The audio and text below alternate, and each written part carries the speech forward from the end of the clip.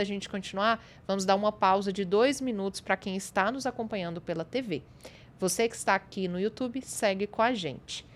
Esse caso da flexibilização da lei da ficha limpa, ele foi apresentado uma ação direta de inconstitucionalidade no Supremo Tribunal Federal por um partido político que questiona a validade dessa lei.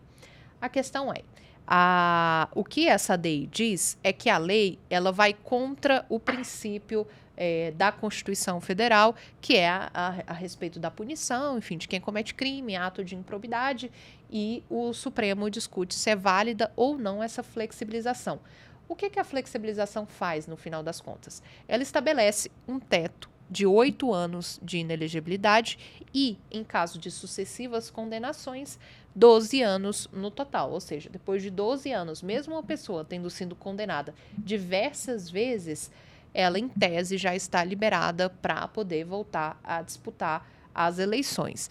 Esse caso começou a ser julgado, tem como relatora a ministra Carmen Lúcia, que se posicionou contra a flexibilização, e foi seguida pelo ministro Luiz Fux.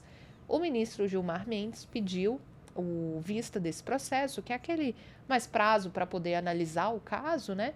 E há uma grande expectativa se ele vai devolver o processo para julgamento antes ou depois das eleições. A gente deve esperar aí para ver o que deve acontecer, né? Eu acho que a gente vai ter grandes emoções nessas eleições ainda. Com certeza, sem dúvida alguma. Agora, o STF deveria ter analisado antes, né? Não durante ou depois, né? Houve uma demora ali para que a relatora colocasse esse processo em julgamento. Foi uma demora, se eu não me engano, de alguns meses. E a Carmen Lúcia, ela colocou em pauta o processo já muito próximo desse período eleitoral. E há uma discussão, Demétrio, até legítima, né? Será que se pode mudar a regra do jogo enquanto o jogo já está em andamento, no caso, as eleições? O que você acha?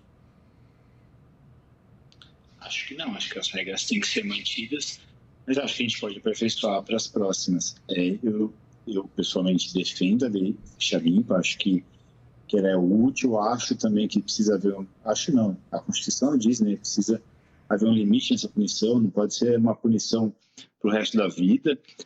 Mas eu acho, por exemplo, a gente citou, poderia ter um banco de dados, por exemplo. Não tem o CADIM, que a empresa, para ela ser contratada pelo poder público, ela precisa mostrar que ela não tem, ela vai lá e pede uma certidão do FGTS, que ela pagou o FGTS. Se ela não tiver essa certidão, ela não pode ser contratada pelo poder público. Se ela está inscrita no cadastro único de inadimplentes, ela não pode ser contratada. E aí você emite certidões. Também existe essa certidão no caso da Justiça Eleitoral, da Justiça Estadual, Justiça Federal. Olhando hoje, de novo, o exemplo do Ney Santos, ele emitiu 15 dessas certidões, porque discute muitos processos, mas devia ter uma forma de dizer, essa pessoa não pode. Essa daqui talvez possa, talvez não. Essa daqui a gente está discutindo, ela tem um processo em aberto, mas algumas, como é o caso do Marçal, que tem uma sentença definitiva, não pode, a não ser que ele consiga reverter isso. Mas enquanto ele não tirar o nome do não pode, ele não pode sequer, não devia poder sequer se cadastrar. Eu acho que isso precisa ser aperfeiçoado, e aí, pelo bem do eleitor, pelo bem do processo democrático, que é algo que não me parece que os partidos políticos, os deputados, as pessoas que estão discutindo, como vocês disseram, o PT e o PL se unem porque interessa aos dois, estão preocupados com isso, não parecem preocupados com o que é melhor para o eleitor, o que é melhor para a gente escolher melhor os nossos candidatos, para a gente discutir melhor o país. É cada um preocupado com o seu.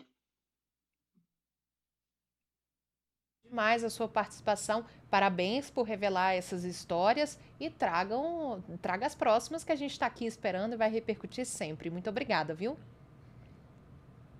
Eu agradeço, Isa. Tchau, Felipe. Boa noite. Boa noite.